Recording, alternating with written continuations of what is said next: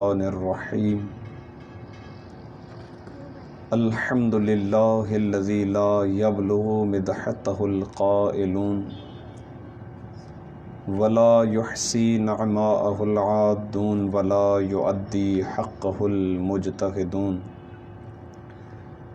الذی لا یدرکہ بعد الہمم ولا ینالہ غوث الفتن الذي ليس لصفته حد محدود ولا نعت موجود ولا أجل ممدود ولا وقت معدود فطر الخلائق بقدرته ونشر الرياح برحمته ووطد بالصخور ميدان أرضه ثم الصلاة والسلام على سيد الأنبياء والمرسلين خاتم النبیین ابی القاسم محمد اللہم صلی علی محمد وعلی محمد وعلی اہل بیتہ الطیبین الطاہرین لا سیما بقیت اللہ فی الارضین روحی و ارواح العالمین لتراب مقدمہ الفدا بسم اللہ الرحمن الرحیم اللہم کل ولیک الحجۃ بن الحسن صلواتک علیہ وعلی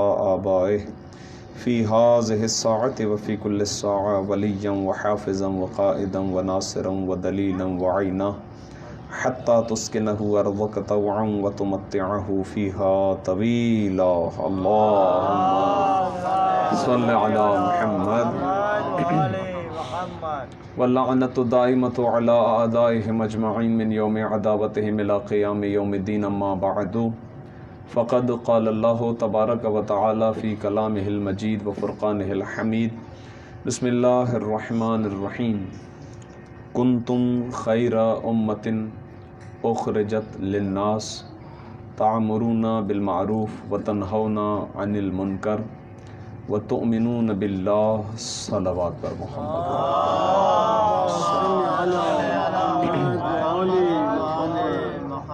ایک مرتبہ اس سے بھی بہتر درود ہدیہ کریں محمد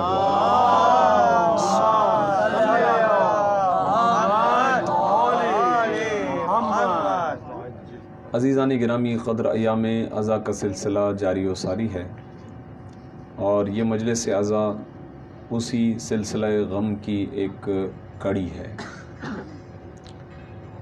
اور پھر اس کے اندر مرحوم و مغفور دلاور حسین ابن غلام رسول کے ایصال ثواب کو بھی شامل کیا گیا ہے۔ پروردگار عالم کے احسانات ہیں کہ اس نے ہمارے قلوب میں محمد و آل محمد کی ولایت کو داخل کیا ہے، اور ہم ان کی محبت اور ان کی مودت سے متمسک ہیں۔ ایام سفر میں آپ بخوبی اس بات سے واقف ہیں کہ بروز ہفتہ اور بروز اتوار زیادہ مجالس عزا ہوتی ہیں ویکینڈز کی وجہ سے، تو اسی وجہ سے وقت جو ہے وہ نہایت ہی قلیل ہے، اور یہ ایسی جگہ ہوتی ہے عبادت کی کہ یہاں لفظوں کو جو ہے ادا کرتے وقت بہت جو ہے سوچنا پڑتا ہے کہ کسی کی دل آزاری نہ ہو۔ ابھی ایک چھوٹا بچہ 2 مرتبہ قریب آیا، کہنے لگا میں مرثیہ پڑھنا چاہتا ہوں، لیکن ہمارے پاس وقت بہت کم تھا، تو اس بچے سے درخواست کی کہ آپ مجلس کے بعد مرثیہ کو نوحہ سمجھ کے پڑھ لیجئے گا تاکہ مجلس عزا بھی ہو جائے۔ تو ہر نفر جو بھی ہے اپنے اپنے اعتبار سے مجلس میں اپنا حصہ شامل کرنا چاہتا ہے، اور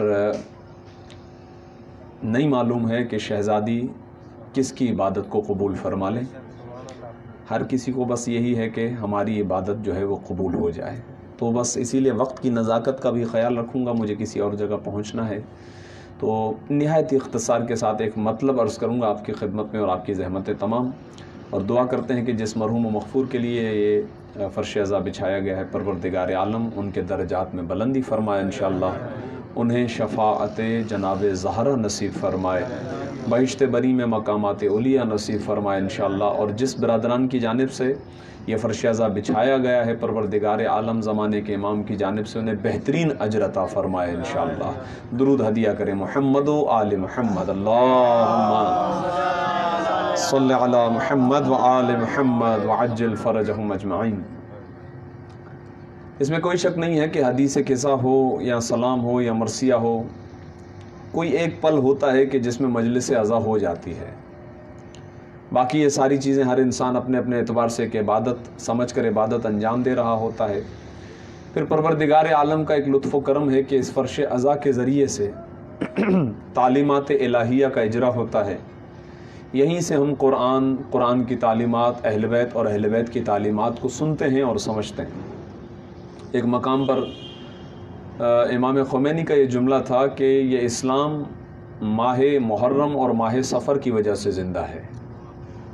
ماہ محرم اور ماہ سفر میں اس حد تک اسلامی تعلیمات کا احیاء ہوتا ہے ممبر حسینی سے کہ جس کا میں اور آپ اندازہ نہیں لگا سکتے ہیں، لیکن واقعاً ایسا ہی ہے، پریکٹیکل ایسا ہی ہے، اور دن بدن اس میں اضافہ بھی ہوتا جا رہا ہے۔ میں یہ جملہ کہہ رہا ہوں فقط اپنی حیثیت اور اپنی بساط کو ملحوظ نظر رکھتے ہوئے، لیکن بزرگان اس جملے کی تصدیق فرمائیں گے کہ زمانہ جس قدر ترقی کر رہا ہے اور آگے بڑھ رہا ہے، اسی پیراہے پر ذکر سید الشہداء بھی پروان چڑھتا جا رہا ہے، اور یہ پیغام اور زیادہ پھیلے گا۔ یعنی میں اور آپ، ہماری کوئی حیثیت نہیں ہے، ہم نہیں تھے، سلسلہ جاری و ساری تھا، ہم نہیں رہیں گے، سلسلہ چلتا رہے گا۔ ہم تو فقط اپنا نام لکھوانے آئے کہ بھئی ہم بھی ہیں اس سلسلے میں، کہ جو اس سلسلے کو بڑھانے کا شعور رکھتے ہیں اور چاہتے ہیں کہ سلسلہ بڑھتا رہے۔ اچھا، بڑھے گا کیوں؟ اس میں بھی یہ ذہن میں رکھیے گا کہ ان میں ہمارا کوئی کمال نہیں ہے۔ یہ پروردگار عالم نے قرآن میں ایک کلیہ اور ایک اصول قائم فرمایا ہے کہ وَاذْكُرُونِی أَذْكُرْكُمْ، تم میرا ذکر کرو میں تمہارا ذکر کروں گا۔ سید الشہداء کی ذات گرامی وہ ذات گرامی ہیں کہ جنہوں نے آج سے 1400 سال پہلے جب یہ دیکھا کہ ذکر پروردگار محو ہو رہا ہے، جب ذکر الہی، ذکر خدا صف ہستی سے مٹ رہا ہے، اس لیے کہ صورت اسلام تو تھی لیکن حقیقت اسلام نہیں تھا۔ اس زمانے میں صورت اسلام تو تھی، حقیقت اسلام نہیں تھا۔ بچوں کے لیے اس جملے کی وضاحت کر دیتا ہوں۔ آج آپ مسجد میں جاتے ہیں نماز پڑھنے کے لیے، تو جب نماز پڑھتے ہیں تو آپ جن کے پیچھے نماز پڑھ رہے ہوتے ہیں، آپ کے ہاں یہ مسئلہ موجود ہے شرعی کہ ہمیں اس کے پیچھے نماز پڑھنی ہے جو عادل ہے، غیر عادل کے پیچھے نماز نہیں ہو سکتی ہے۔ 1400 سال کے بعد بھی ہمیں اپنی عبادت کی اس قدر فکر ہے کہ ہماری نماز بھی عادل کے پیچھے نہیں ہو سکتی ہے۔ یہ فکر ہمیں سید الشہداء کی ذات گرامی نے عطا فرمائی ہے، یہ ذہن میں رکھیے۔ اسی لیے کہ تاریخ نے اپنے دامن میں لکھا کہ لوگ آ رہے تھے، مسجد میں داخل ہو رہے تھے، پیشیمان تھے، شراب کے نشے میں دھت ہیں، انہیں نہیں پتا کہ کس طرح کیا کرنا ہے، کچھ نہیں کرنا، بس ایسے آئے اور جانماز پہ کھڑے ہو گئے۔ تو شراب نے ہی ان کی عدالت کو ساقط کر دیا، اس کے باوجود لوگ ان کے پیچھے کھڑے ہو کے نماز پڑھ رہے تھے۔ کوئی آگے بڑھ کے یہ کہنے والا نہیں تھا کہ بھائی جب آپ نے شراب پی لی ہے تو اب آپ کے پیچھے تو نماز نہیں ہو سکتی، آپ کی تو عدالت ساقط ہو گئی ہے، اب تو آپ شرائط امامت سے نکل چکے ہیں، لہٰذا آپ کے پیچھے کسی کو کوئی مجال نہیں تھی کہ وہ کہہ سکے۔ نمازیں پڑھ رہے ہیں اور اپنی نمازوں کو صحیح سمجھ رہے ہیں۔ چلیں اگر حکومتوں کی خوف کی وجہ سے بھی یہ نماز ادا کر رہے تھے تو بعد میں جا کے اس نماز کا اعادہ کر لیتے، لیکن نہیں، تاریخ نے لکھا نہیں، اعادہ بھی نہیں ہے، وہ اسی نماز کو صحیح سمجھ رہے تھے۔ سید الشہداء کی ذات گرامی وہ ہے کہ جنہوں نے فرق بتایا ہے کہ عدالت کسے کہتے ہیں اور ظلم کسے کہتے ہیں، یہ فرق واضح کیا سید الشہداء نے۔ 1400 سال کے بعد بھی ہم اپنی عبادتوں کی فکر کرتے ہیں کہ ہماری عبادت کوئی خراب نہ ہو، اتنی بڑی زحمت کریں اور بعد میں پتہ چلا کہ آپ کی عبادت ہی باطل ہے۔ تو عبادت کے صحیح اور بطلان کی طرف متوجہ کرنے والی فکر جس ہستی نے عطا کی ہے وہ حضرت امام حسین ابن علی علیہ الصلوۃ والسلام ہیں۔ درود بھیجیے محمد وعلی صلی علی محمد وآل محمد وعجل فرجہم اجمعین۔ یہ مقدمہ اپنے ذہنوں کے اندر محفوظ رکھیے۔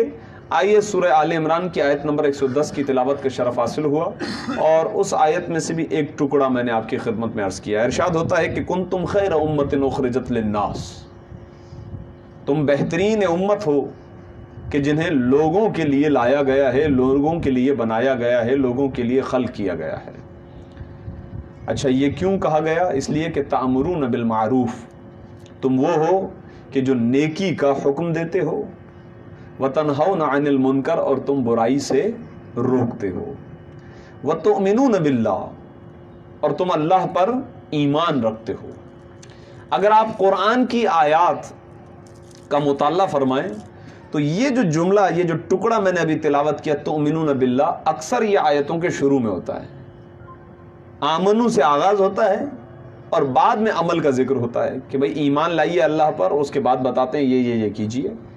ایمان کا سلسلہ پہلے ہوتا ہے، لیکن اس آیہ شریفہ کے اندر ایمان کا تعلق بعد میں بتایا گیا ہے۔ تؤمنون باللہ، پہلے عمل کا ذکر کیا گیا ہے کہ ہم نے تمہیں بہترین امت قرار دیا ہے، اس لیے کیونکہ تم نیکیوں کا حکم دیتے ہو اور برائیوں سے روکتے ہو اور اللہ پر ایمان بھی رکھتے ہو۔ توجہ رکھیے گا۔ اچھا، کنتم خیر امت، یہ کلام الہی ہے، کلام قرآن ہے۔ یہ قرآن وہ قرآن ہے کہ جو معجزہ ہے رسالت پر، رسول اسلام کی رسالت پر معجزہ ہے۔ یہ قرآن وہ کلام ہے کہ جس کے بعد قیامت تک کوئی کتاب نہیں آنے والی۔ یہ قرآن وہ کتاب ہے کہ قیامت تک کے مسائل کا حل اسی کتاب کے اندر موجود ہے۔ یہ کتاب وہ کتاب ہے کہ جو انسانیت کی ہدایت کے لیے لائی گئی ہے، بشرط یہ کہ کوئی قریب آئے اور ہدایت چاہے۔ اور فرما رہے ہیں آپ، یہ سارے قرآن کے فضائل ہیں۔ یہی قرآن انسان سے مخاطب ہے۔ اچھا، کس انسان سے مخاطب ہے؟ فرماتے ہیں یہ اس انسان سے کہ جو امت محمد مصطفیٰ صلی اللہ علیہ وآلہ وسلم میں ہے۔ درود ہدیہ کرے اللہ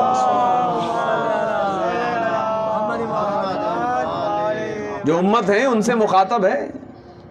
اس آیہ شریفہ کی عمومیت بہت زیادہ پھیلی ہوئی ہے۔ ارشاد فرمایا کنتم، تم خیر امت، بہترین امت ہو۔ یہ خیر جو ہے، میں اس کا ترجمہ کر رہا ہوں، بہترین سپرلیٹو ڈگری کے لیے استعمال ہوتا ہے، اس میں تفضیل عربی میں، اس سے بہتر کوئی اور امت نہیں ہے۔ تم بہترین امت ہو۔ بھائی اس لیے بہترین امت ہو اس لیے کہ تمہارا نبی افضل ترین مخلوق کائنات ہے، اس سے بہتر کوئی نہیں ہے۔ تو جس طرح اس سے بہتر کوئی اور نہیں ہے، اسی طرح تم اس کی امت ہو تو تم سے بہتر کوئی امت نہیں ہے۔ تم بہترین امت ہو۔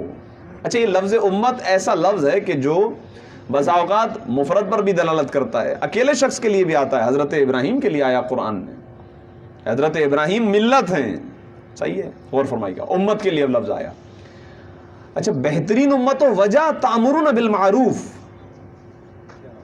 تم نیکی کا حکم دیتے ہو، وتنہون عن المنکر، اور تم برائی سے روکتے ہو، وتؤمنون باللہ، اللہ پر ایمان رکھے ہوئے ہو تم۔ توجہ فرمائیے گا۔ اچھا، بہترین امت ہے، اور آگے چل کے کہا کیونکہ تم امر بالمعروف کرتے ہو اور نہی عن المنکر کرتے ہو۔ اچھا، یہ الفاظ نئے نہیں ہیں آپ کے لیے، امر بالمعروف نہی عن المنکر۔ ہمارے بچوں کو مدرسے کے اندر فروعات یاد کرواتے وقت یہ چیزیں یاد کروا دی جاتی ہیں، 7ویں 8ویں نمبر پر جو ہے وہ آپ کے امر بالمعروف نہی عن المنکر ہیں، اس کے بعد تولا تبرہ ہے۔ ایسا ہی ہے، یہ نئے الفاظ نہیں ہیں۔ نیکی کا حکم دینا، یعنی اگر آپ ایسا کوئی کام ہے کہ جو ہونا چاہیے، شریعت نے اسے قرار دیا ہے کہ اس کی مشروعیت ہے، یہ واجب ہے مثلا، تو آپ کا کام ہے کہ آپ جو ہے اس کا حکم دیں اگر وہ نہیں ہو رہا۔ اور اگر آپ کوئی برائی ہوتے ہوئے دیکھ رہے ہیں تو یہ آپ کی ذمہ داری بن جاتی ہے، آپ پر واجب ہے کہ آپ اس سے روکیے۔ دیکھیں، میں یہ اس زمانے میں بات کر رہا ہوں جہاں آپ کو یہ وہ جملے بھی ہمارے ہی درمیان سے بعض افراد کی زبانوں سے یہ ادا ہوتے ہوئے سنائی دیں گے کہ بھئی لکم دینکم ولی دین۔ سورہ کافرون میں آیت ہے، اگرچہ یہ اس مقصد سے نہیں ہے، اس موضوع سے نہیں ہے جو ہمارا ہے، لیکن اگر کوئی برائی ہوتا ہے، ارے یہ کیا کر رہے ہیں، ارے رہنے دیجئے جناب علی، لکم دینکم ولی دین۔ یا آپ کو کوئی کہنے کے لیے آ جائے، آپ کیا کہہ رہے ہیں، پھر بھی یہی کہتے ہیں لکم دینکم ولی دین، تمہارا دین تمہارے لیے، ہمارا دین ہمارے۔ جی نہیں، یہ تو ایک ہی دین ہے، دین محمد مصطفیٰ صلی اللہ علیہ وآلہ وسلم۔ اللہم صلی علی محمد وآل محمد۔ یہ دین ایک دین ہے، کوئی الگ دین تو نہیں ہے۔ تو آیہ شریفہ کی عمومیت عرض کرنے کے بعد میں نے یہ سوال بھی آپ کی خدمت میں پیدا کر دیا ہے، وہ یہ کہ بھئی یہ ہمارے معاشرے کے اندر یہ مسئلہ ہے کہ آپ کہنے جائیں تو بھی یہ جواب ملے آپ کو کہ بھئی آپ اپنے آپ سے، آپ کو مطلب، آپ اپنے کام سے کام رکھیے۔ اسی طریقے سے آپ ہمیں اگر کوئی کہنے کے لیے آئے تو بھی یہی ہے، بھئی آپ کا دین آپ کے لیے، ہمارا دین ہمارے لیے، کیا مطلب ہماری مرضی ہے۔ اس کی بہترین مثال انشاءاللہ نتیجہ مجلس میں عرض کر رہا ہوں. اب آئیے ذرا اس فرش عزا پر ہم بیٹھے ہوئے ہیں اور یہ بچوں کے لیے بالخصوص. بھائی آپ 1400 سال کے بعد ایک فرش عزا بچھائے بیٹھے ہوئے ہیں. ہر کام کا کوئی نہ کوئی ریزن ہے, علت ہے, وجہ ہے, سبب ہے. آپ کس سبب سے بیٹھے ہیں؟ تو آپ کہیں گے کہ تاریخ میں ایک ایسا واقعہ ہوا جس کو واقعہ کربلا سے پہچانا جاتا ہے. اس واقعے کی یاد میں ہم اس فرش عزا پر بیٹھے ہیں. اچھا دیکھیں, ایسا تاریخ میں یہ واقعہ ثبت ہے کہ شاید ہی ایسا کوئی واقعہ ہو. شاید کیا, یقیناً نہیں ہے, ایسا ہی ہے. ماشاءاللہ بزرگان گواہی دیں گے, پہلی جنگ عظیم, دوسری جنگ عظیم, اس سے پہلے ہزاروں جنگیں ہو چکی ہیں, لاکھوں کروڑوں افراد بے گناہ قتل کر دیے گئے. اچھا لڑنے والے بھی بھول گئے میں اور آپ کس کھاتے میں, وہ بھی دوست بن گئے. زمانہ بدل گیا, تغیرات ہو گئے اور لوگ آپس میں دوست ہو گئے, بھول گئے. آج بھی ایسے ممالک موجود ہیں سالہ سال لڑتے رہے, آج ان کا آپس میں دوستی ہو گئی اور چل رہا ہے. پوری تاریخ انسانیت میں اگر کوئی واقعہ موجود ہے اپنے تمام تر حقائق کے ساتھ تو واقعہ کربلا موجود ہے. اس پیمانے کی جنگ نہیں ہے جیسی پیمانوں کی جنگ ہو چکی ہے, اس پیمانے کی جنگ بھی نہیں ہے. ایک طرف سے منشا یہی ہے کہ ہم دفاع میں ہیں.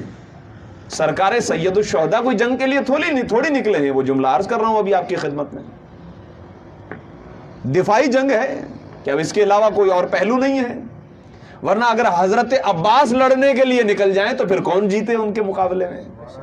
یہ تو طے ہے. عربوں کے ہاں رائج تھا اور یہ مشہور محاورہ تھا کہ حضرت مسلم اور حضرت عباس اگر دو طرف سے لڑ پڑے. بعض نے اس سے جملہ بڑھا کر کہا حضرت عبداللہ ابن جعفر طیار اور حضرت محمد حنفیہ کا نام بھی لیا ہے. یہ 4 طاقتیں تھیں امام حسین کی. آپ دیکھیں منتشر کیسے کیا ہے طاقتوں کو. ایک کو کہہ دیا مدینہ آپ کے حوالے, ایک کو کہہ دیا آپ بیمار ہیں, ایک کو کہہ دیا کوفے چلی جائے, ایک کو کہا کہ اجازت ہے ہی نہیں لڑنے کی. بھائی لڑنے آئے نہیں, ہم لڑنا ہے نہیں ہمیں, تو جنگ تو ہے نہیں. ایک ذہن میں رکھیے, ایک پہلو تو یہ جنگ تو ہے ہی نہیں. اس کے باوجود جو دفاع ہے وہ اسلام کے لیے ہے. اسی لیے ارشاد فرمایا انکان الدین محمد لم یستقم الا بقتل فیا سیوف خزینی. اگر اس کے بعد بھی اسلام نہیں بچ رہا تو ٹھیک ہے, آئیے میرے جسم کے ٹکڑے ٹکڑے کر دیجئے, لیکن میرے نانا کا دین بچ جائے. تو وجہ یہی ہے. ٹھیک, تو آئیے سرکار سید الشہداء کی یعنی بچے ہیں, ذہن میں سوال ہے کہ فرش عزا پر اس لیے بیٹھے ہیں کیونکہ واقع کربلا کی یاد میں بیٹھے ہیں. بھئی واقع کربلا کیوں ہوا, سبب کیا ہے, وجہ کیا ہے؟ تو دیکھیں کوئی ایک علت نہیں ہے. اگر معصوم کہیں پر ایک جگہ جملہ ارشاد فرما بھی دیں تو ہم یہ نہیں کہہ سکتے کہ یہی علت ہے, اس کے علاوہ اور کچھ نہیں ہے. یہ ذہن میں رکھیں. لیکن امام کا خود ارشاد گرامی جو امام نے محمد حنفیہ کے نام ایک ریزن بتایا, بہرحال وجہ بتائی ہے. انما خرجت لطلب الاصلاح فی امت جدی. آپ نے ارشاد فرمایا کہ اے میرے بھائی میں صرف اس لیے نکل رہا ہوں. یہ صرف کا ترجمہ اب آپ سے بہتر تو کوئی نہیں جانے گا. انما میں صرف اس لیے نکل رہا ہوں تاکہ میں اپنے جد, اپنے نانا کی امت کی اصلاح کر پاؤں. یہ پہلا. اچھا یہ کوئی نیا کام ہے؟ یہ جو امام کر رہے تھے کوئی نیا کام ہے؟ جی نہیں. وَأَسِيرُ بِسِيرَةِ جَدِّي علی ابن ابی طالب. میں وہی کام کر رہا ہوں جو میرا بابا علی ابن ابی طالب کیا کرتا تھا. کوئی الگ سے کام بھی نہیں ہے. میں وہی کام کر رہا ہوں جو میرے والد گرامی علی ابن ابی طالب کی سیرت ہے. اچھا کرنا کیا ہے, پریکٹیکل کیا ہے اس کا؟ ان آمر بالمعروف وانہا عن المنکر. آیہ شریفہ ذہن میں رکھیے گا. ان آمر بالمعروف وانہا عن المنکر. میں چاہتا ہوں کہ امر بالمعروف کروں اور نہیں عن. کتنے واجبات ہیں, لیکن سرکار سید الشہداء کسے ہائی لائٹ کر رہے ہیں اپنی وصیت کے اندر اور اپنے اس جملے کے اندر؟ فرماتے ہیں میں چاہتا ہوں کہ میں جا کر اپنے جد کی اصلاح کروں, اپنے جد کی امت کی اصلاح کروں, اور یہ راستہ وہی ہے جس پہ میرے بابا علی ابن ابی طالب چلے ہیں. اور کام یہ ہے کہ امر بالمعروف یعنی نیکی کا حکم دوں اور برائی سے روکوں. یہ ہے کام. اور فرما رہے ہیں نگران کر. اچھا جب بھی قرآن کسی صفت کو بیان کرتا ہے کہ تم بہترین ہو, تم بہترین ہو, تو یہ ذہن میں رکھیے گا اس کے مصادیق اول محمد و آل محمد علیہ الصلوۃ والسلام ہوتے ہیں. اللہم صلی علی محمد و آل محمد. مثلا قرآن گفتگو کرتا ہے یا ایھا الذین آمنوا, تو ایمان کی سرحدوں پر نقطہ کمال کو پہنچنے والی ہستیاں محمد و آل محمد ہوتی ہیں. آپ مفادی میں پڑھ لیجئے، وہ لکھا ہوا جملہ شیخ عباس قمی علیہ الرحمٰن نے لکھا ہے کہ پانچویں امام جب پڑھتے تو اس طرح گویا اللہ بات کر رہا ہے، یا ایھا الذین آمنوا لبیک، اے میرے پروردگار لبیک، یعنی بات کر رہے ہیں گویا. تو سب سے پہلے مصداق اول اہل کنتم خیر امت، تم بہترین امت ہو. تو بہترین امت محمد و آل محمد، یہ ذہن میں رکھیے گا، یہ سب سے پہلے مصداق. اس کے بعد اب جو ان صفتوں کو جو ہے اپنی ذات میں لاتا جائے گا بہترین امت قرار پاتا جائے گا. جو اپنی عادت بنا لے. کیا عادت بنا لے؟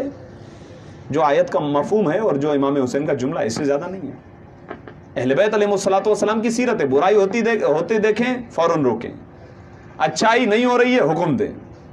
واقعہ آپ کے ذہنوں میں ہوگا، اشارہ دے رہا ہوں. کہا نا سیرت ابن علی ابن ابی طالب. خلافت ثانیہ کا زمانہ تھا، ایک نوجوان آیا اور خلیفے کی خدمت میں آ کے کہنے لگا کہ ہاتھ اس کا گال پہ رکھا ہوا تھا، کہہ رہا تھا کہ مجھے علی نے مارا ہے، مجھے علی نے مارا ہے. کہا کیوں مارا ہے؟ کہا وہ علی ابن ابی طالب سے پوچھ لیجئے. تو تاریخ نے لکھا ہے کہ دو پہلو ہیں، یا تو یہ کہ خود گئے ہیں اور اس میں کوئی مذائقہ نہیں ہے، ایک مرتبہ نہیں گئے، 70 مرتبہ سے زیادہ مرتبہ کہیں گے. خود کہا ہے کہ اگر علی نہ ہوتے تو میں ہلاک ہو جاتا. یا علی آپ نے اس کو تماچا مارا، کیوں؟ کہا اس لیے کیونکہ یہ گلی میں کھڑے ہو کر مسلمانوں کی ناموس کو دیکھ رہا تھا. ذرا اس واقعے کو تحلیل کیجئے. کیا ہے یہ؟ برائی کو ہوتا دیکھا تو منع کیا، روکا ہے، خدا نہ خواستہ. یہ ذہن میں رکھ لیجئے، اگر اس کی جگہ پر کوئی بھی ہے تو جو کام نوجوان سے امیر المومنین نے کیا، زمانے کا امام اسی کے ساتھ وہی کرے گا. یہی ہے. کہا اس لیے کیونکہ یہ ناموس کو دیکھ رہا تھا. نامحرم کی طرف نکاح. چھٹے امام حضرت امام جعفر الصادق علیہ الصلوۃ والسلام، اللہم صل علی محمد وعلی محمد وعجل. ارشاد گرامی امام کا، امام ارشاد فرماتے ہیں نامحرم کی طرف اٹھنے والی نگاہ شیطان کے تیروں میں سے ایک تیر ہے. پہلا تیر چل جائے تو بس سب سے اہم کام. امام نے کہا کہ یہ ناموس ہے، مسلمان کو دیکھ رہا تھا اسی لیے میں نے اسے تماچا مارا. تو اس نے کہا بھائی فیصلہ ہو چکا، فضیلت مکمل ہو جائے. کہا فیصلہ ہو چکا. کہا کیسے، کیا مطلب فیصلہ ہو چکا؟ کہا اللہ کی آنکھ نے تجھے دیکھ لیا، اللہ کے ہاتھ نے تجھے مار دیا. درود بھیجیے محمد و آل محمد. اللہم صل علی محمد و آل محمد وعجل فرج یا علی. اور فرمانے اذان گرامی قدر. تو اہل بیت اس کے مصادیق اول ہیں، تأمرون بالمعروف وتنہون عن المنکر کے، کہ اچھائی کا حکم دیں گے، برائی سے روکیں گے. اور یہی سیرت سید الشہداء امام حسین ابن علی کی ذات گرامی میں. تو اب عزیزان گرامی قدر مجلس کا پیغام اس سے زیادہ زحمت نہیں کہ امیر المؤمنین نے ماشاءاللہ توضیح المسائل آپ میں سے ہر ایک مومن کے گھر میں ہوگی. تو آپ دیکھیے گا امر بالمعروف نہی عن المنکر کے چیپٹرز کے اندر ابتدا میں 4-5 اقوال موجود ہے رسول اسلام کی حدیث ہے امیر المومنین. ان میں سے ایک حدیث ہے، مولا ارشاد فرماتے ہیں کہ اگر تم نے یہ کام چھوڑ دیا، نیکی کا حکم دینا، برائیوں سے روکنا چھوڑ دیا، تو ایک وقت آئے گا کہ تمہاری دعائیں قبول نہیں ہوں گی اور پروردگار عالم تمہارے اوپر ظالموں کو مسلط کر دے گا. اب اس سے بڑی تو کوئی اور پریکٹیکل زمانہ ہے نہیں. صحیح ہے، ظالم مسلط ہیں. کیوں؟ کیونکہ امر بالمعروف چھوڑ دیا. جب بھی کوئی چھوٹی بات بری ہے آپ بولیں، اس کے شرائط ہیں، جہاں تک آپ کا امکان بس چلتا ہے آپ کو بولنا ہے. اچھائی ہوتے ہوئے نہیں دیکھ رہے تو آپ کو بولنا ہے. اس کے اسٹیجز ہیں، درجات ہیں، وہ پورے مراجعین کے مسائل ہیں. آپ اس کو اسٹڈی کیجئے کہ یہ ذمہ داری آپ کو کیسے انجام دینی ہے. بہت اہم ہے، اس لیے کہ ہر کوئی انا میں لگا ہوا ہے. انا میں اسی میں زندگی بسر ہو رہی ہے. ہم نہیں دیکھ رہے کیا ہو رہا ہے آس پاس میں، بس اپنی ہی فکر ہے. نہیں، اہل بیت کے ماننے والے اس طرح کی زندگی بسر نہیں کرتے ہیں. اہل بیت علیہ الصلوۃ والسلام کے ماننے والے انانیت کو پہلے ختم کر دیتے ہیں. انا ہے ہی نہیں ان کے یہاں. میری کوئی مرضی نہیں ہے، جو مرضی ہے محمد و آل محمد کی مرضی ہے، بس اس کے علاوہ کوئی مرضی نہیں. اللہم صل علی محمد. وہ مجھ سے کس بات کے متقاضی ہیں، وہ مجھ سے کیا چاہتے ہیں، یہ اہم ہے. دیکھیے ہمارا تعلق ہے حضرت امام زمانہ سے، ایک ہمارا تو ہے، ان کا ہے یا نہیں ہے، یہ ہمارے اعمال ڈیسائیڈ کریں گے کہ انہوں نے بھی ہم سے اب تعلق جوڑے ہوا ہے نہیں جوڑے ہوا، یہ ہمارے اعمال ڈیسائیڈ کریں گے. اب یہ میرا جملہ نہیں ہے، خود امام کا جملہ ہے، زمانے کے امام. مما یحبسنا، کچھ ایسے اعمال ہیں جو تمہارے ہم تک پہنچتے ہیں. مما نکرہہ، ہم انہیں ناپسند کرتے ہیں. اور اس کے بعد کہا کہ ہمیں تم سے توقع بھی نہیں ہے کہ تم ایسے اعمال کرو. اب بتائیے زمانے کے امام توقع رکھیں، یعنی اس کا مطلب ہمیں باہر نکلنا پڑے گا، اپنی ذات سے ذرا باہر نکلنا پڑے گا، کچھ نہ کچھ آمادگی دکھانی پڑے گی. ایک حدیث ہے، آیت اللہ عبد الحسین دستگیر شیرازی نے تفسیر سورہ واقعہ کے ذیل میں درج فرمایا ہے اس کو. کہیں پر ارشاد فرمایا کہ جب انسان کوئی گناہ کرتا ہے، اب یہاں پر بندہ مومن کی بات کی انہوں نے، کہا کہ اگر کوئی گناہ کرتا ہے تو اس کے درمیان اور مولا علی کے درمیان 100 سال کا فاصلہ ہو جاتا ہے. تو مولا علی کے اور ہمارے درمیان اگر 100 سال کا فاصلہ، اس کا مطلب زمانے کے امام سے بھی فاصلہ ہو جائے گا. یہ فاصلہ کون ختم کرے گا؟ ہم. وہ تو ہمارے قریب ہیں، جب ہم چاہیں آمادگی ہے. لیکن اگر ہم انا میں زندگی بسر کرتے رہیں، میں میری، یہاں تک کہ اپنے بچوں تک کی فکر نہ ہو، یہاں تک کہ اپنے گھر کے خواتین تک کی فکر نہ ہو، اور فرما رہے ہیں آپ، یہاں تک کہ اپنے بہن بھائیوں کی فکر نہ ہو، اپنے والدین تک کی فکر نہ ہو، تو یہ انا جو ہے وہ ہمیں اپنے زمانے کے امام سے دور کرے گی. تو اگر ہمیں خیر امت میں مصادیق عالیہ کے قریب جانا ہے تو ہمارے لیے ضروری ہے کہ ہم اپنی طبیعت کے اندر یہ بنا دیں کہ انا سے باہر نکلیں، امر بالمعروف نہی عن المنکر کی ذمہ داری کو انجام دیں. جہاں برائی ہو وہاں اٹھیں. یہ صحیح نہیں ہے، ہاں لیکن طریقہ ہے، وہ اسلام نے طریقہ بتایا. بس اس سے زیادہ زحمت نہیں ہے. آخری جملہ عرض کر رہا ہوں کہ وہ اگرچہ بچپن کا واقعہ ہے لیکن بڑا بہترین ہے کہ دونوں شہزادے مسجد میں آئے تو دیکھا ایک بزرگ وضو کر رہے ہیں. تو بزرگ کی تو ایج ہوگی، یہ چھوٹے دونوں بچے ہیں.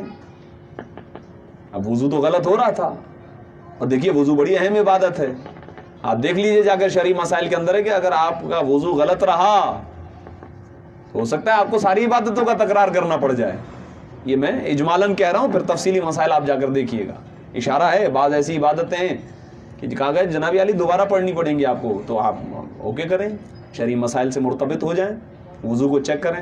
تو انہوں نے کہا کہ اب دیکھ کیا کریں، اب یہ بزرگ ہیں، کہہ دیں گے آج آپ ذرا تھوڑی دیر کے لیے ذہن بنائیے، فکر بنائیے. کوئی بچہ اگر بزرگ سے کہہ دے تو پھر کیا کیفیت ہو جائے گی. یہاں تو برداشت کا مادہ ہی نہیں ہے نا. برداشت سب سے اہم ہے. حلیم ہونا چاہیے محمد والے محمد کا ماننے والا، صابر ہونا چاہیے، مسکرائے سن کر باتوں کو، کوئی مسئلہ نہیں ہے. برداشت کریں تو دیکھیں کس طرح جو ہے وسعتیں بڑھتی ہیں. کہنے لگے کہ آپ جو وضو کر رہے ہیں کر لیں، اس کے بعد ذرا ہمارا وضو دیکھ لیجئے گا. ہم دونوں وضو کرتے ہیں، دیکھیے ہم دونوں میں سے کس کا وضو صحیح ہے. اور فرمایا امام حسن و امام حسین بچے ہیں، کہا ذرا ہمارا وضو دیکھیے گا ہم دونوں میں سے کون وضو صحیح کرتا ہے کون غلط کرتا ہے. اب یہاں صحیح و غلط کی تو بات ہی نہیں ہے، اس لیے کہ یہ وہ ہیں جن کا اول بھی محمد ہے، آخر بھی محمد ہے، اوسط بھی محمد ہے، کل کے کل محمد ہیں. درود بھیجیے محمد و آل محمد، اللہم صلی علی محمد و آل محمد. یہاں صحیح و غلط کی تو بات نہیں ہے، کچھ نہیں کہا. تو امر بالمعروف کرنے کے طریقے ہیں، انشاءاللہ وہ آپ باقاعدہ سیکوینس سے شرعی مسائل کو پڑھیے، اپنی ذمہ داری کو انجام دیجیے. میں مجلس اعضاء کا پیغام اسی صورت میں دے رہا ہوں کہ اس فرش اعضاء پر بیٹھنے کا بھی سب سے بڑا ریزن امر بالمعروف نہی عن المنکر ہے. میرے مولا امام حسین نے فرما دیا. میں اس لیے نکل رہا ہوں تاکہ شناخت آ جائے، تاکہ جذبہ آ جائے، تاکہ اٹھیں، حق و باطل میں تمیز کریں. اور دیکھیے اس کے لیے کتنی بڑی قربانیاں ہیں، کوئی معمولی ہے، کتنی بڑی قربانیاں ہیں. بڑے بڑے عقلاء سمجھدار لوگ بار بار آ کر سید الشہداء سے کہہ رہے تھے آپ نہ جائیے، مدینے ٹھہریے، عراق نہ جائیے، قتل کر دیے جائیں گے. اپنے مشورے، یہ کاش یہ سوچ لیتے کہ مشورہ اسے دے رہے ہیں کہ جو قرآن کا دوسرا وجود ہے. یہ وہ ہستی ہیں کہ جن کے بارے میں قرآن میں سورہ دہر میں موجود ہے ما تشاؤون الا ان یشاء اللہ. ان کا ہر ایک قدم مشیت الہی کے سائے میں ہوتا ہے، مرضی الہی ہے. میرا پروردگار چاہتا ہے کہ میں یہ قربانی دوں. اب اس کے لیے کوئی بھی قربانی ایک ہی تو مطالبہ تھا نا. آج بھی لوگ یہی کہتے ہیں, ٹاک شوز کرتے ہیں, بیٹھتے ہیں, بڑے بڑے تجزیے کرتے ہیں سید الشہداء کی ذات گرامی پر, کہتے ہیں ارے بھائی بیعت ہی تو مانگی تھی, ارے بھائی بیعت مانگی تھی. امام فرماتے ہیں انا اہل بیت النبوہ ومعدن الرسالہ ومختلف الملائکہ ومحبت الرحمہ. ارے یزید کون ہوتا ہے ہم سے بیعت مانگنے والا؟ اہل بیت تو ہم ہیں, ہم ہی تو ہیں وہ جن کی وجہ سے سلسلہ وہی قائم ہے, ہم ہی تو ہیں جن کی وجہ سے اللہ سے رابطہ منقطع نہیں ہوا. وہ کون ہے؟ فرشتے آتے ہیں ہمارے گھروں پر. پورا نظام کائنات اللہ کی ایک صفت رحمانیت پر وجود رکھتی ہے. امام فرماتے ہیں رحمانیت ہماری وجہ سے ہے, رحمت خداوندی ہماری وجہ سے نازل. وہ کون ہوتا ہے بیعت لینے والا؟ تو مولا پھر مسئلہ سنگین ہے. یزید نے کہا ہے کہ آپ کے سر کو قلم کر دیا جائے گا. کہا مثلی لا یبایع مثلا, کوئی فرق نہیں ہے, کوئی فرق نہیں پڑتا ہے. یہ دین وہ دین ہے کہ جس پر کمپرومائز نہیں ہے. دین اور دین کی تعلیمات پر کسی قسم کا کوئی کمپرومائز نہیں ہے. چاہے حسین ابن علی اپنی قربانی دیتے ہیں, اچھا کوئی قربانی ایک کے بعد کوئی ایک قربانی. اللہ اکبر, اللہ اکبر. 7 محرم سے پانی بند, چھوٹے چھوٹے بچے بلک رہے ہیں, لیکن جملہ ایک ہی ہے, مثلی لا یبایع مثلا, کوئی فرق نہیں پڑتا. حبیب ابن مظاہر, مسلم ابن اوسجہ جیسے دوستوں کے, محبوں کے, چاہنے والوں کے جنازوں پر رو رہے ہیں, مثلی لا یبایع مثلا. دین پر کمپرومائز نہیں ہے. اب دیکھیے کربلا میں بہترین مثالیں ہیں. آگے بڑھ بڑھ کے چاہنے والوں نے کہا مولا آخری نماز آپ کے پیچھے, عمل میں کمزوری نہیں ہے, بہت بہترین عمل ہے. کہا ایسے چاہیے, ایسے صحابہ مجھے ملے ہیں, نہ میرے بابا کو ملے نہ میرے نانا کو ملے ہیں. خود ارشاد فرمائے جعلک اللہ من المصلین, پروردگار تجھے نمازیوں میں سے قرار دے. ایسی دعائیں لینے والے صحابہ خون میں لت پت ہیں, کہہ رہے ہیں حل وفیت, اے میرے آقا کیا ہم نے آپ سے وفا کر دی ہے؟ اللہ اکبر. عزیزان گرامی, بہت بڑی قربانی ہے. وقت آخر 18 سال کے کڑیل جوان کا لاشا اٹھانے کا بھی وقت آ گیا. تیار ہیں لیکن بیعت نہیں کر سکتے. عباس جیسے کڑیل جوان بھائی کے لاشے پر آ رہے تھے, ہمت تو نہیں تھی نا اٹھا سکے, تبھی تو کمر کو تھام کے کہا تھا الان انکسر ظہری. عباس تو نہیں گرا ہے, اب میری کمر ٹوٹ گئی ہے. ہاں بھائی کا وجود بھائی کے لیے بے حیثیت کمر ہوتا ہے. عزیزان گرامی قدر, بس یہ بھی تو قربانی ہے, لیکن کہا ہرگز نہیں. اور یہاں تک کہ 6 مہینے کے اس بچے کے بارے میں جس کے بارے میں تاریخ دیکھیے, بہت بڑے امتحانات ہیں, لیکن اس امتحان کا میرے مولا نے تذکر فرمایا ہے. کہا ہے میرے بیٹے سجاد, جب میرے شیعوں سے ملاقات کرو تو انہیں کہنا کہ کاش تم کربلا میں ہوتے تو دیکھتے کہ میں نے کس طرح 6 مہینے کے بچے کے لیے پانی مانگا ہے. اس مصیبت کا تذکرہ کیا ہے میرے مولا آقا امام حسین ابن علی نے. اور روایت یہ کہتی ہے آخر میں خود اپنی قربانی بھی دے دی, اور جب زخموں کی تاب نہ لا کر زمین کربلا کی طرف جھکے تھے تو راوی کہتا ہے کہ میں نے سید الشہداء کے لبوں کو ہلتے ہوئے دیکھا. میں نے کہا شاید وہ کچھ کہہ رہے ہیں. میں قریب گیا تو میں نے جملے سنے, ترکت الخلق ترن لہواک, اے پروردگار میں نے پوری کائنات کو ٹھوکر مار دی ہے تیرے لیے, صرف تیری مرضی کو میں نے مقدم رکھا ہے. اب مجھے اس بات کی کوئی فکر نہیں ہے کہ میری آنکھوں کے سامنے میری سکینہ یتیم ہو جائے, سکینہ تماچے کھاتی رہے, سکینہ پر رحمتیں آتی رہیں. بس عزیزو روایت یہ کہتی ہے کہ ہاں وہ منزل بھی آ گئی ہے. اگرچہ یہ جملہ ہے اور جملے بہت زیادہ مشہور ہو جاتے ہیں کہ سید الشہداء کا امتحان ختم ہو گیا کربلا میں اور شہزادی زینب کا امتحان شروع ہوا. ایسا نہیں ہے عزیزو. روایت کہتی ہے کہ سر کٹ گیا, لیکن جب شہزادی سکینہ پر نظر پڑتی تھی, روایت کہتی ہے کہ آنکھوں سے آنسو جاری ہو رہے تھے. میرے مولا امام حسین کا امتحان ختم نہیں ہوتا ہے عزیزو, امتحان تو آج بھی جاری و ساری ہے. جب وہ اپنے شیعوں کو بھی مصیبتوں میں دیکھتے ہوں گے تو یقیناً ائمہ معصومین کے دل دکھتے ہوں گے. عزیزان گرامی قدر, بس روایت کہتی ہے کہ یہ قافلہ, یہ وہ دن تھے نا کہ جب چہلم کا وہ دن آیا جب شہزادی نے یہ تمنا کی ہے کہ ہم اپنوں کو رو نہیں سکے ہیں, ہم چاہتے ہیں کہ ہمیں گھر ملے جس میں بیٹھ کر روئیں، اور اس کے بعد شہزادی کی خدمت میں تبرکات کو بھی پیش کیا گیا۔ روایت کہتی ہے کہ جب تبرکات میں سب سے پہلے شہزادی سکینہ کے گوشواروں پر نظر پڑتی ہے بی بی کی، ایک مرتبہ گریہ کیا، برابر میں رکھ دیا، اس کے بعد چادریں ملی انہیں برابر میں رکھ دیا، اس کے بعد جیسے ایک کرتے پر نظر پڑی پہلے چوما پھر آنکھوں سے لگایا۔ کسی بی بی نے پوچھا کہ اے بی بی باقی سامان کو رکھا، اس کرتے کو کیوں چوم رہی ہو؟ تو آواز دی وہ کرتا ہے کہ جسے میری ماں مدینے میں سیتی جاتی تھی اور روتی جاتی تھی اور مجھے کہتی تھی اے میری بیٹی زینب، جب میرا تیرا بھیا تجھ سے وقت آخر ودا کے لیے آئے اپنے ہاتھوں سے یہ کرتا پہنا دینا، اور جب پلٹ کر مدینے آؤ تو یہ کرتا میری قبر پر ڈال دینا۔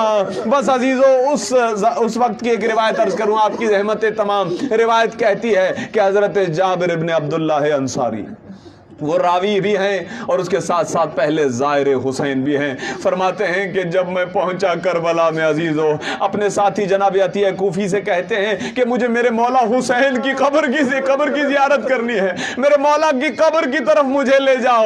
عطیہ کہتا ہے کہ قبریں تو بنی ہیں، نام و نشان تو ہے نہیں، میں کیسے پہچانوں کہ تیرے مولا کی قبر کون سی ہے؟ کہنے لگا مجھے قبروں کے درمیان لے جاؤ، میں خود ہی پہچان لوں گا۔ روایت کہتی ہے قبروں کے درمیان آیا اور اس کے بعد اس نے وہ سلام کیا ہے جو ہمارے امام معصوم نے ہمارے لیے بتایا ہے کہ اگر کربلا نہ جا سکو نا عزیزو تو کسی بلند مقام پر جا کر یہ جملہ کہہ دینا۔ وہ جملہ کیا ہے؟ السلام علیکہ یا ابا عبداللہ، اے ہمارے مولا ہمارا سلام قبول کیجئے۔ روایت کہتی ہے قبر سے جواب آیا وعلیکہ السلام یا عمی، اے میرے چچا جابر آپ پر بھی میرا سلام ہو۔ جیسے ہی جواب سلام سنا نا عزیزو، جابر نے اتنا گریہ کیا کہ غش کھا کر زمین پر گر پڑے۔ اب جو خواب میں دیکھا تو سرکار سید الشہداء کی زیارت ہوئی، کہنے لگے اے جابر جلدی سے ہماری قبر سے دور ہو جا، ہماری بہن ہماری زیارت کے لیے آ رہی ہے۔ جابر ایک مرتبہ پریشان ہو کر اٹھے، امام زین العابدین کی خدمت میں آئے، امام کو پرسہ دیا، بڑی تیزی سے ہٹے۔ روایت کہتی ہے جیسے ہی شہزادی زینب کی نظر پڑی ہے نا، 3 دن روایت کہتی ہے کہ رہے ہیں کربلا میں، جیسے ہی شہزادی زینب کی نگاہ پڑی امام حسین کی قبر پر اپنے آپ کو ناکے سے گرا دیا ہے۔ علماء کہتے ہیں اس طرح قبر سید الشہداء پر آئی ہیں جس طرح میرے مولا حسین علی اکبر کے لاشیں کر آئے ہیں۔ بس روایت کہتی ہے ماتم کیا ہے، ہر بی بی نے اپنے وارث کا ماتم کیا۔ آخری جملہ عرض کر رہا ہوں عزیزو، روایت کہتی ہے ایک بی بی ہے جو کبھی دائیں دیکھتی ہے کبھی بائیں دیکھتی ہے، کبھی اس قبر کی طرف جاتی ہے کبھی اس قبر کی طرف۔ میرے مولا امام زین العابدین اٹھے، کہنے لگے کہ اماں ام رباب آپ کیا تلاش کر رہی ہیں؟ کہنے لگی بیٹا تو نے سب کی قبروں کا بتایا، میرے 6 مہینے کے بچے کی قبر کا نہ بتایا۔ ارے میرے علی اصغر کو کہاں دفن کیا؟